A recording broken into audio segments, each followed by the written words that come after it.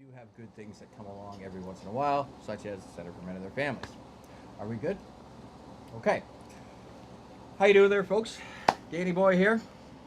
The one day in Army, I'm sometimes called, and I'm sitting here with Paulette MacDonald of, I believe you're of Leading Ladies for Shared Leading Parenting, Women for Shared Parenting. and I'm board of director for the for Cafe and this new center, actually, the Canadian Association for Men and Families. okay. Now, Paulette, we've had you on a Voice for Men radio once before. I believe it was a Saturday show with Dean Esme And Erin Peasy. and Aaron Pizzi. Yes. Yes, what an amazing woman she is. Uh, Absolutely, absolutely. Incredible. I hope that I got enough. I hope I've got as much vinegar in my blood as when I get to 77 that she does. Yes, me as well. So, um, we're currently at the meet and greet for the Center for Men and Their Families, something that the whole men's human rights community has worked on to bring about. Cafe specifically, but everybody has donated time, effort, and money to get this up and Absolutely. rolling. We've actually got a bricks and mortar bricks and mortar place with a roof over our heads where men and their families could come and put a find out about resources that are out there for them. Yeah. Now, my take. I'm so proud to be part of this process, and to be able to work with people like you, Paulette, and you are one of many, but you are the one who I'm interviewing today. So, how did you come into this, Paulette? I began studying access to justice probably about 2007. And namely, that came to be after witnessing both sides of divorce in Canada. One being my own divorce, in which occurred almost 35 years ago, and actually about 30 years ago, I should say. We never stepped foot inside a courtroom, and we agreed to put our kids first. My ex remarried a wonderful woman that loved and nurtured my children right from the get go, and I loved her for loving my children, and life went on. It wasn't till many, many years later I became involved with a non custodial dad who had two young children at the time. When we met, his kids were only 5 and 6. It was mom's choice for the divorce. By the time I came into the picture, mom was already remarried and had a new baby with her new husband.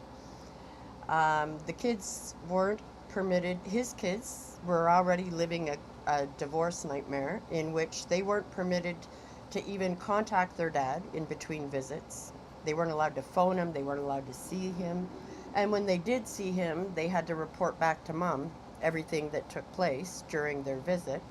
And of course, when I came into the picture, things escalated even more. And the kids wanted more time with us. And when we requested shared parenting,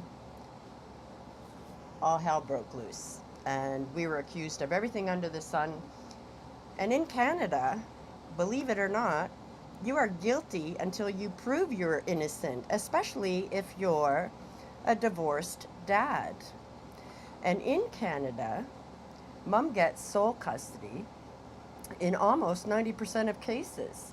And some judges and lawyers will argue that right now, claiming that no, no, no, the majority are now being offered joint custody, which in essence, I guess, is true. They do have joint custody now, awarded a lot of times. However, it's also stipulated in there that it's joint custody with mom as primary caregiver or mom as residential custody, which in essence means mom has sole custody and dad gets to visit the kids every other weekend.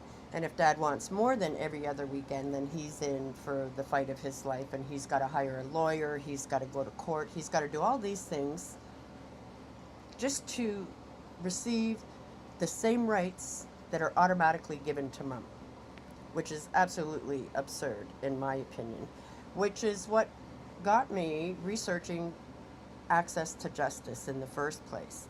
And also researching the parenting behavior that we were exhibiting from mom towards the children, such as forcing them to spy on us so that they could report back, involving them in the court battle, involving them and basically manipulating them into lying to support her in court, lying about physical abuse, lying about things that occur in the other parent's home. I mean, it's just, it's very disturbing what our children are being forced to endure. And basically, once you involve the courts, you're asking a judge, a total stranger, to tell you how to raise your children and who should be parenting your children and how they should be parented.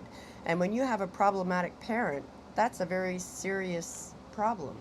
Sure, they would have no qualms about, you know, throwing their own children under the bus Yep. to further their own Exactly. benefit or for their own Exactly. benefit.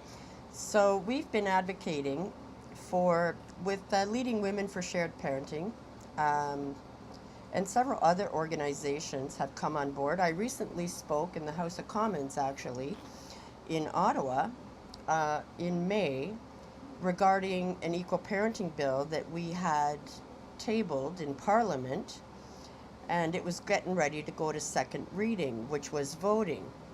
And we had caught wind that our cabinet members were being ordered to vote against our bill. And the main reason being was that the Canadian Bar Association strongly opposed our shared parenting bill.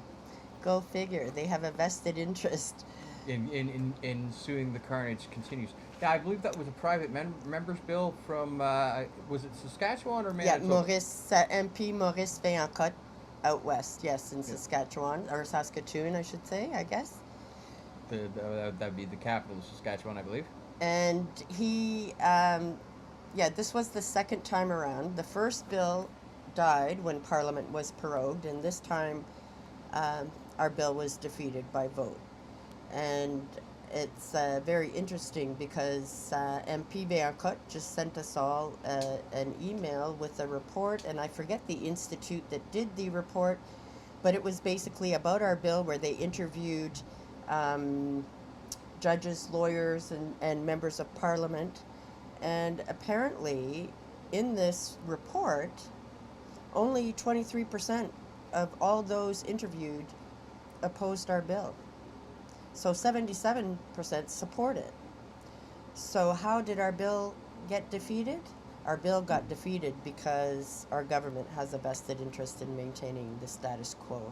Absolutely. The carnage produces money, and the money goes into the politicians' pockets and the judges' pockets, and and a lot of the time, and lawyers, and a lot of politicians just happen to be former lawyers and That's and judges. correct. That's correct. During the MP briefing, one of the members of Parliament had said to me that he really takes offense to our group insinuating that they oppose our bill in order to profit from harming children. And I said, but if you look at the way that the law is set up, that's exactly what you're doing. You're profiting and you're harming children. Absolutely. Because we're forcing our children to choose to love and be loyal to just one of their parents and just half of their family during a time when they are most vulnerable, a time of divorce. Absolutely. There's also, I believe there would be another aspect, and that parental alienation is considered child abuse. And I believe the case law is either Reeves versus Reeves or Reese versus Reeves. I'd have to look it up, but I believe that was the case that started the parental alienation being considered child abuse. It's either Reeves versus Reeves or Reese versus Reese, and it's a famous Ontario case, and that's where parental alienation comes from in the courts. What has been your experience in the courts finding the custodial parent? And I'm going to say that the majority would be a mother, not honoring or upholding the judge's instructions for visitation for the father. In other words, why aren't the courts holding women, mothers who prevent visitation with the father? Why aren't the courts holding them in contempt of court for disobeying a direct court order? What is your take on it? What is your opinion on why they're Well, not doing that? first of all, this has been going on for a very long time, and there are a lot of issues that the courts aren't dealing with, and upholding court orders is a big, a big part of it.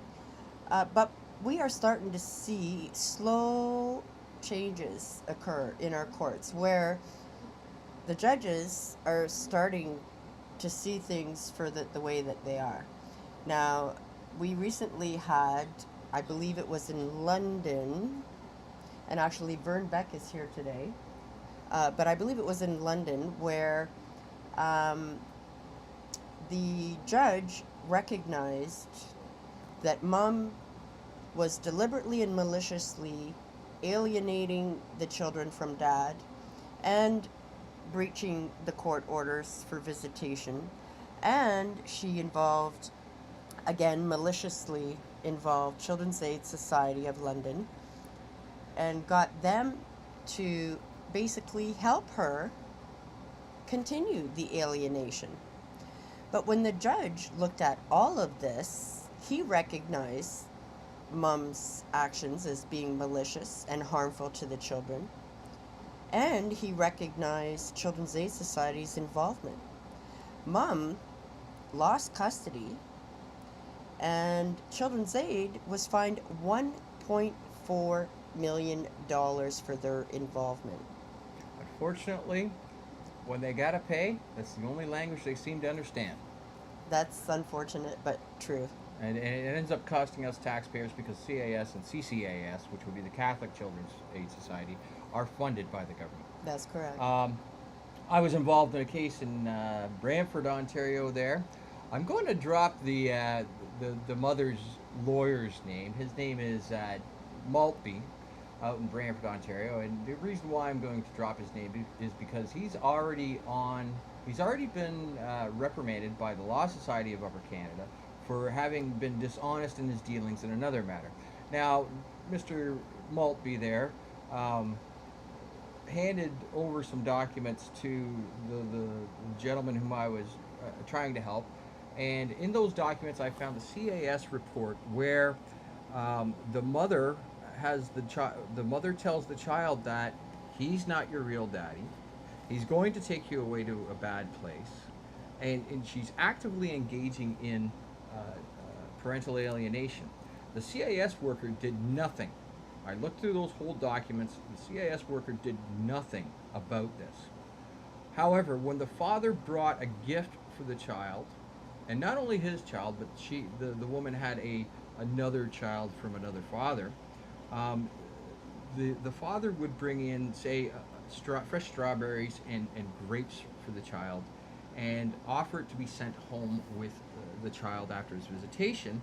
The mother would lose it and call CAS and say that it's wrong, and CAS would toe her line, despite the fact that the father was just trying to provide some nutrition for his children. That was one issue, one issue that came up in that matter. The other matter was that the judges turned a blind eye to these things, and I can't believe that I cannot fathom how a judge would turn a blind eye to these things and not interject themselves to put an end to it. I do believe that they swear an oath to the Constitution of Canada there, in which you will find equality throughout it 3 times. It's in the preamble under the rule of law, and it's under sections 15 and 28. Sections 15 would be equality of service, equality under the law. Section 28 stipulates no discrimination between the sexes.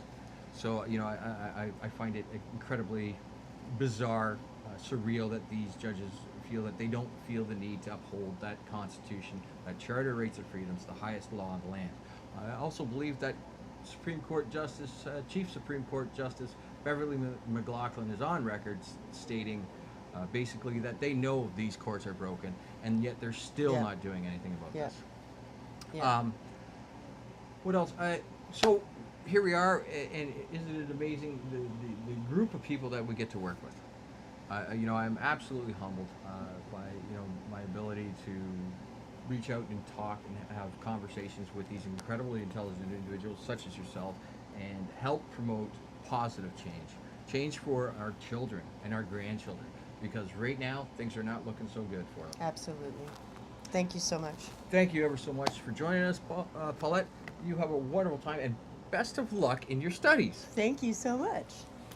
Feel free to put the touch on me, because I might have a couple of little bits of things, tidbits and stuff.